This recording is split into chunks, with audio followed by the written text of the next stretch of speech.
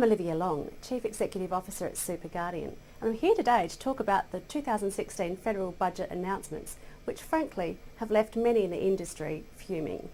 SMSFs in particular are used by people prepared to take responsibility for their retirement savings, and they're likely to be significantly hit by the proposed changes. Firstly, it's important to note that none of the proposed changes take effect until the 1st of July 2017, with the exception of the lifetime non-concessional cap. A new lifetime non-concessional cap of $500,000 per taxpayer has been introduced. Now this takes into effect any non-concessional contributions made to your super fund since the 1st of July 2007. A non-concessional contribution is effectively a personal untaxed contribution made into your super fund, usually with people who are making additional contributions to super using after-tax money. The proposals essentially mean anybody that ever has made a non-concessional contribution to their super or anybody that wants to top up their super is now affected. If you've contributed in excess of $500,000 in non-concessional contributions to super, you're relatively unaffected at this point, except that you can't contribute $1 more by way of a non-concessional contribution to your super fund ever. Another negative announcement made is the reduction in the concessional contribution caps to $25,000 per taxpayer. Now, this didn't come as a surprise, but it impacts on the taxpayers as severely restricts the amount of money we're able to get into super.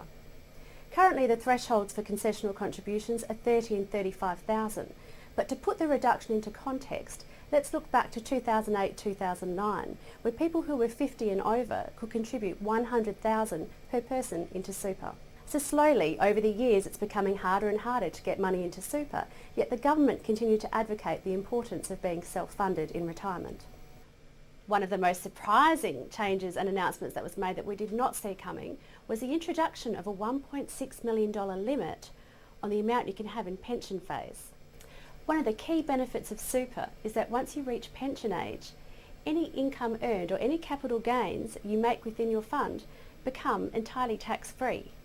And so now what the government's suggesting is that only part of your super balance will become tax-free, while the remainder will now become subject to ongoing tax. One announcement that didn't come as a surprise to us was the removal of the tax exemption on transition to retirement pensions. You may recall in last month's newsletter we talked about transition to retirement pensions, or TTRs, which are predominantly used for two reasons. One is for people to keep working and to salary sacrifice as much as they can into their super as they're nearing their retirement. And the second is for those who are starting to withdraw from the workforce and winding down their work hours, who are then able to draw amounts out of their super fund to supplement their loss of income. The government has now proposed that from 1 July 2017, the tax exemption on TTRs is removed, and there are other changes to the way we tax lump sum withdrawals out of super. Yet another significant blow for those nearing retirement, but we anticipate many people will continue to make the most of the TTR strategies for the 2015-16 and 2016-17 financial years while they last. And finally, we had the announcement of additional contributions for the high income earners. A further 15% tax on concessional contributions will now be applied to high income earners with personal income of greater than $250,000. This is a reduction from the current limit of $300,000. So to be fair, not everything in this year's budget was all doom and gloom. We have had some good news. We've got good news for taxpayers aged 65 to 74. The government has proposed to remove the work test, quite simply making it easier for people in this age bracket to actually contribute to their super. We've seen good news for people with interrupted work history. From 1 July 2017, taxpayers with a super account balance of $500,000 or less will be able to maximise and catch up on contributions. They propose to do this by allowing unused contributions to be carried forward on a rolling 5-year period. We have long campaigned for some compassion to be shown to people who have had interrupted work history, for example women who've taken time out of the workforce to rear a family, and we're delighted to see that some relief has been provided in this instance. However, we are disappointed to see the government have restricted it to super balances of only $500,000 or less and not made it available to all taxpayers. We've had good news for personal contributions. From 1 July 2017, the government proposes to allow all Australians up to age 75 the ability to claim a personal income tax deduction for contributions made to super, effectively abolishing the previous 10% rule. As I previously mentioned, the majority of the proposed changes don't take effect until the 1st of July 2017. However, there are some urgent actions required. If you are considering making an additional non-concessional contribution to your fund prior to 30 June, you need to find out exactly where you stand. Quite simply, the easiest and cheapest way to do this is to phone the Australian Taxation Office and ask for a summary of any non-concessional contributions you've made since 1 July 2007.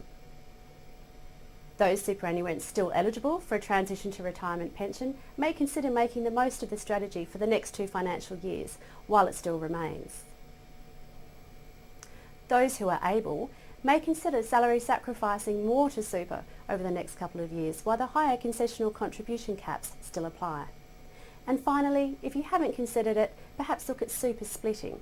This is where superannuation is split over 2 members to try and balance out the amount you hold within your super fund account. So in summary, while there were a few other relatively minor changes to super announced in this year's budget, these changes represent the most significant we've seen to super since 2006. All research shows that people generally wait until later in their working life to be able to top up their super when for the first time they're financially able to do so. And in one fell swoop, the government have made it that much more difficult to do so. You have access to SMSF experts via the Bell Direct SMSF service. So should you have any questions or want to find out more about how the proposed changes will affect you and your super, please give us a call. I'm Olivia Long, Chief Executive Officer, Super Guardian.